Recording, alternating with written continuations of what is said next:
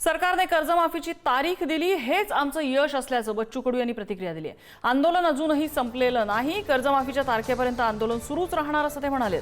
कर्जमाफी न झाल्यास सरकारला सळो की पळो करून सोडणार असा इशाराही बच्चू कडूंनी दिलेला आहे। नागपुरात बच्चू कडूंचं आगमन होताच त्यांचं जल्लोषात स्वागत झालेलं आहे।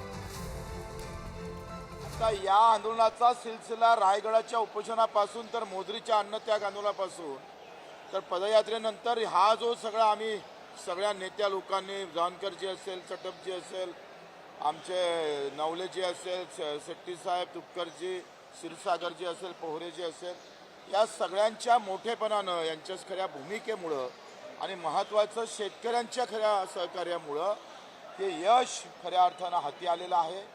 पहिल्यांदा तर आम्ही तारीख मिळवलेली आहे। तारखेपासून जे सरकार पळत होतं ते सरकार तारखेवर आणून ठेवलं, हे सगळ्यात मोठं यश आहे। आज काय म्हणतात त्यांनी आर्थिक कारण सांगितलंच, आर्थिक कमजोरी आहेच।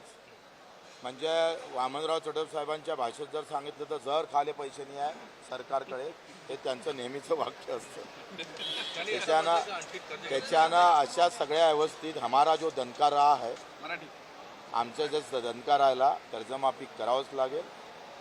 जर 30 जून 2026च्या आज जर कर्जमुक्ती जर झाली नाही, सरकारला सड़ो की पड़ो केल्याशिवाय राहणार नाही। ज्या ज्या खड़ी रहेंगी सरकार वाह वाह धोएंगे हम उसको। पैसे कुठून आणणार सरकार? ते आणा, ते काही करा, तुम्ही डाका मारा, काही करा।